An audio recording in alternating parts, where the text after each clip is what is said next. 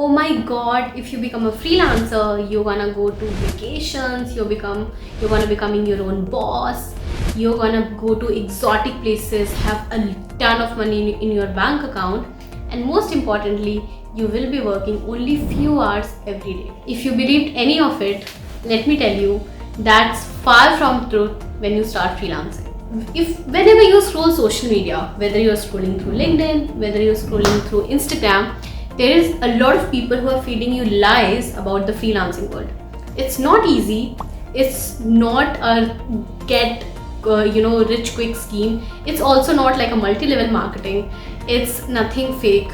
It's actually a way to build your career, which requires a lot of hard work, which requires knowing a skill, and which requires working on upskilling yourself day in and day out.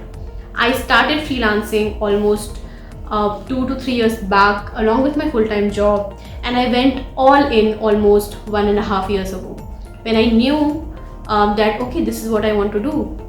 I started freelancing, I started to upskill myself, I started to know more about how to approach clients, how to build my own personal brand, how to cater to a client, how to do client acquisition, how to do client retention, like multiple such things.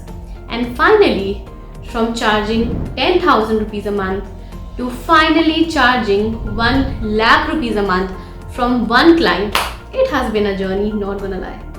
So in this video, I'm gonna be telling you how you can start as a beginner freelancer, but going ahead, you can charge high ticket from your clients. I did it. It's not again an overnight thing, but with some hard work, some upskilling, and obviously some guidance. You can watch rest of my videos. You can make this happen. Let's start. Disclaimer: the journey from 10,000 to 1 lakh has been a long one. It has not been like an overnight thing, but I still got here. And obviously the 1 lakh thing will keep on improvising, and I will keep updating you guys. But here is how to begin. If you're a social media manager, if you're a freelancer, if you're into marketing, this is how you package your services, this is how you keep building up your skill and finally do something like this. First, when I was charging 10,000 rupees a month, I was promising the client something like that: I will help you write X posts a month, right? There I would only include say 10 pieces of content every month, where I'll do the research, I'll find the relevant topics, and I'll write on those topics. Second, I took the step 2 and I went to charging somewhere between 20,000 to 30,000 a month. Here, I would be providing the client somewhere around 10 to 15 posts a month, writing those 10 to 15 posts a month, doing the engagement, doing the posting, and handling the account. Here as well, I told them that I was going to grow your account, but nothing was guaranteed as such.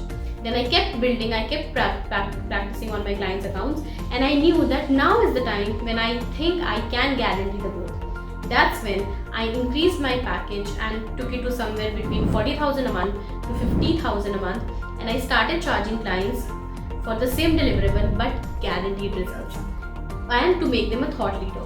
Here, rather than telling something like, hey, I'm going to be giving you 15 post engagement activities, posting activities, I told them I am giving you LinkedIn growth, guaranteed LinkedIn growth, and I'll make you a thought leader. That's how I changed my offer, and by changing my offer and by guaranteeing the results, I was able to charge higher. Then the next leap happened pretty quick. I went from 40k in between the bracket of 40k to 50k to like a 1 lakh rupees. How? By including one very, very important service, which is generating leads or generating, booking them appointments with their respective clients.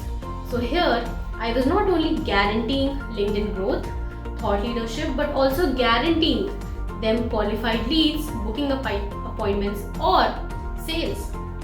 That's how I was creating the real impact in the business, and for that reason I was able to charge high ticket. You can also charge high ticket if you work on a few things. First, work on your skill. Like seriously, you need to know how to deliver so that you can charge the client. Second, you need to know how to create an offer.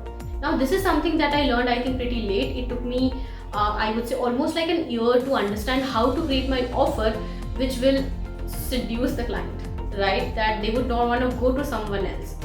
That is how you create an offer, okay?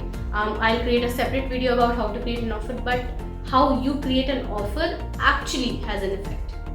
And finally, when you get the client, how you talk to the client on the sales call, how you deliver to the client, to the whole client experience, actually determines if you will be able to charge high ticket or not. I hope this video was helpful and it helps you package your services better. It gives you a clarity on what is basically the difference between a 10,000 rupee service and a 1 lakh rupee